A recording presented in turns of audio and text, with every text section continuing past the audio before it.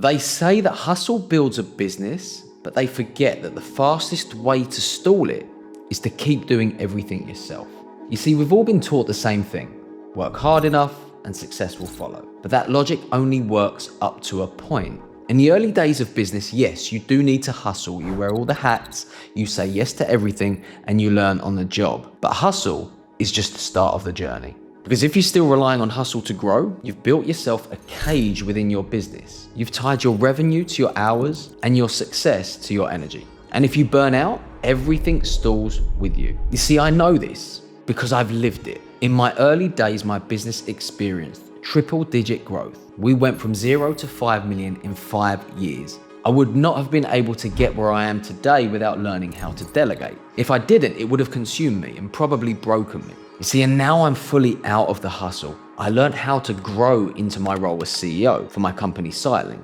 But in the beginning, I was the one running sales, managing finance, chasing leads and putting out fires. Sometimes I was literally driving the trucks. And from the outside, it looked like we were winning. Revenue was up and the team was growing. But behind the scenes, I was too close to the day-to-day to see what was really going on in the business. Every system relied on me, every fire landed on my desk, every decision relied on me, and eventually it caught up with me. It was make or break. My business got into serious debt, and the worst part, I was 3 weeks away from having to liquidate it and tell 50 members of staff that they would lose their jobs in time for Christmas 2017. See, I thought I was leading the business, but I wasn't. I was carrying it on my shoulders, which meant that the future was only promised if I could learn to let go. The moment everything changed was when I realized that I was the bottleneck. Delegation wasn't a luxury, it was the only way forward. So if being too involved in the day-to-day of your business is you, keep watching because I'm going to show you how I finally broke through by doing less while growing more, and how you can too. You see, your business can only grow to the level that you grow, and you grow to the level that you feel worthy of. For the most part, it's an internal game. You don't need to be good at everything, you just need to be great at the right things. So what did I do? I asked myself, what am I naturally built to do? What energizes me? What could I do all day long? And what am I either not good at or what drains me? You see, once I took the answers to these questions seriously, I realized they were the key to getting myself and my business to the next level. But where are most of us at? Most of us are too busy surviving to even think about thriving. But when I finally slowed down long enough to ask these questions, everything changed. So let's rewind for a second.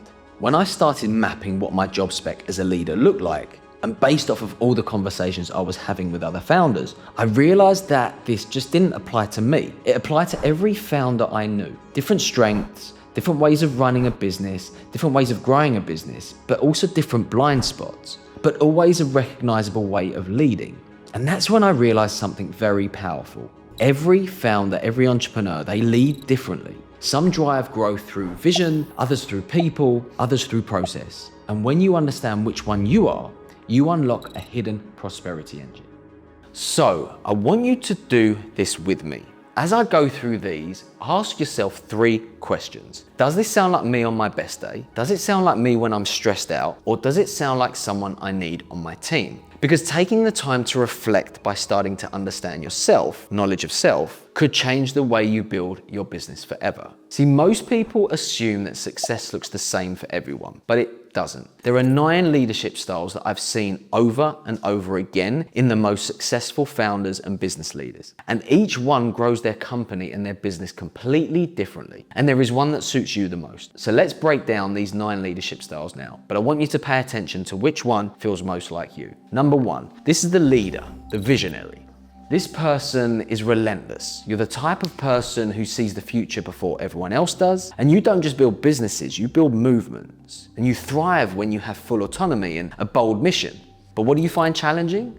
Slowing down enough to bring others with you. To operate within your zone of genius, you need space to innovate, a team that believes in your mission, and trusted operators who can execute on your vision. Number 2 is the mediator. This is the person that bridges ideas, value, and people together. You read between the lines and notice what other people miss. You thrive in partnerships, in collaborations, and your challenge can come from overthinking, leading to hesitation, or over-accommodating the needs of other people. What you need is a business built on relationships and time to think deeply before acting. Don't rush. Let your insight, your intuition guide you.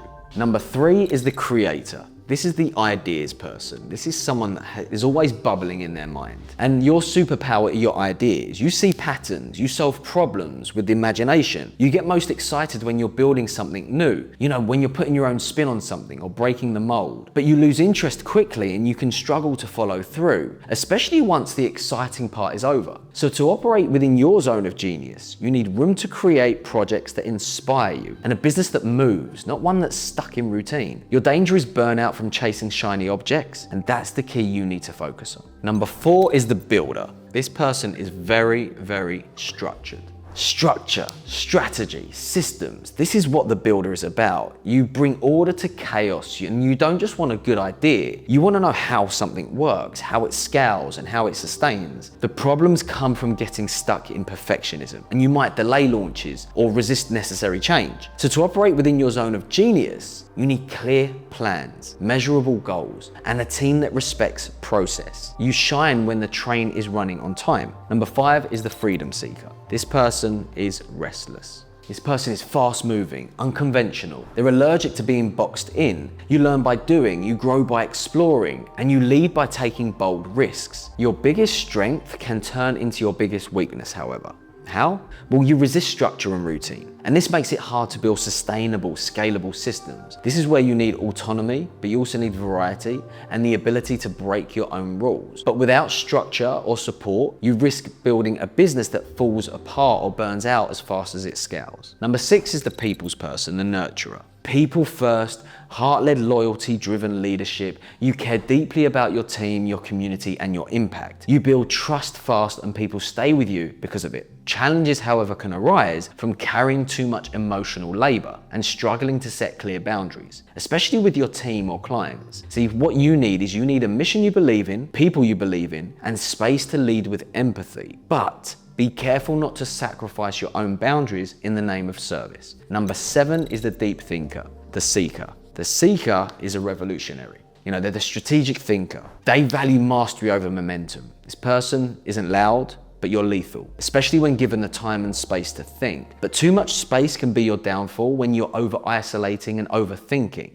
often missing the moment to act, to share your genius publicly. What you need is quiet clarity and a business that runs on logic, not chaos. You'll never be the loudest in the room, but you're the one who people turn to when things go wrong. Number 8, this person is a powerhouse. You are a powerhouse. This person is balanced, is decisive, is growth orientated. You've got strong instincts and you know how to turn them into action. What you see is the bigger picture, but you also know how to get your hands dirty. You're the executive, the executor. But you've got to be careful not to take on too much and struggle to let go of control, because this will cap your growth and burn you out. What you need is clear roles, measurable success, and a business that rewards bold moves. Just don't try to do it all alone. Leverage is your revolution. And number 9 is the humanitarian.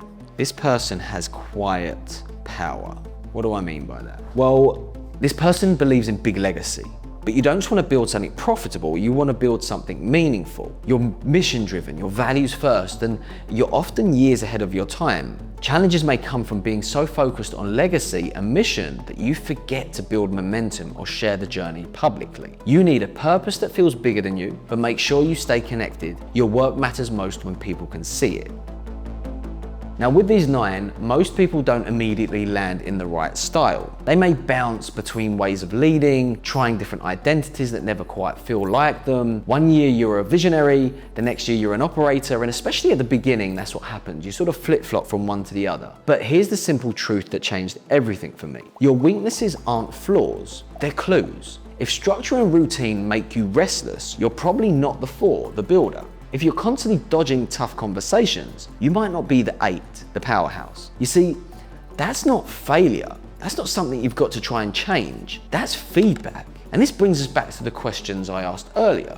What are you really built for? And how do you know? So you could guess or you could measure it. You see, here's the part that actually surprised me the most. There's a system that can help you find out your natural leadership style, which is buried within it your hidden prosperity engine. A hidden prosperity engine is the way to make you wealthy and successful. Pythagoras, the father of mathematics, believed numbers were the language of the universe. So it's no surprise that when you apply them to business, they give you a blueprint for how you're wired to lead. It's all about the psyche. So here's how it works. Take your date of birth and reduce it down to a single digit by adding up the individual numbers. For example, mine is 18th of February 1985, right? So we're gonna write that down. 18th February 1985. Now, when you add all of that together, that equals 34.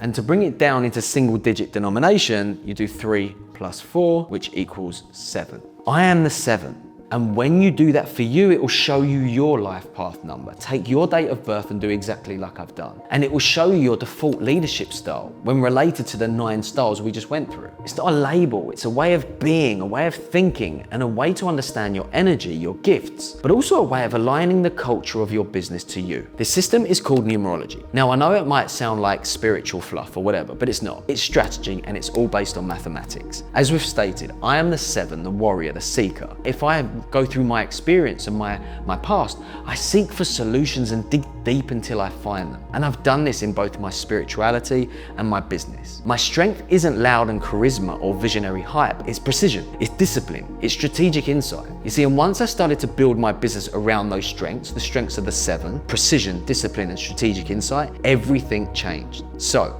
how do I lead SiteLink? Well, I do it in an insanely precise and disciplined way. I lean into my leadership style. We measure every aspect of the business daily, weekly, monthly, and annually. And what I get my strategic team to do is they serve up to me the data and reports and explain what is going on in the business. I then use these reports to seek for the problems. I find what they may have missed or what may need explaining further. And then I ask my team to go and get the answers or come up with solutions. I then get a feel for whether or not they got it. And if they do, we move on. If not, I need the strategic insight required before we can. If not, I will go and get it. You see, I got to know my zone of genius, and once I built a team and systems around that, the business shifted. Now I have more clarity, I have more energy, less worry, I can trust what's going on. We're growing consistently year on year in a very controlled way. And you see, that control is mine, whilst I've given others autonomy to make decisions within a framework. You know, they make things their own. I'm finally leading the way I was designed to. So if you're still unclear where your genius lies, here are 3 steps to start. Step 1, calculate your leadership style by working out your life path number. Does this align with what gets you into the flow? What tasks do you lose time in? That's the sign that you're in your zone, and you'll notice it because you align with your life path number. Step 2, reflect on your energy, not just your skills, what drains you, what lights you up. And step 3, spot the pattern in what you avoid. There's usually a reason you put those things off. This needs to be delegated, those tasks, to people who enjoy it and can do them better than you. So if you're tired of trying to do it all and you're ready to start building around your genius instead of against it, this is your sign. In the next video, I'll show you exactly how to take your unique genius and turn it into a clear, high-impact business plan. Because this isn't just about growing your business. The world is void of leadership. We need more leaders. It's about becoming the leader you were born to be.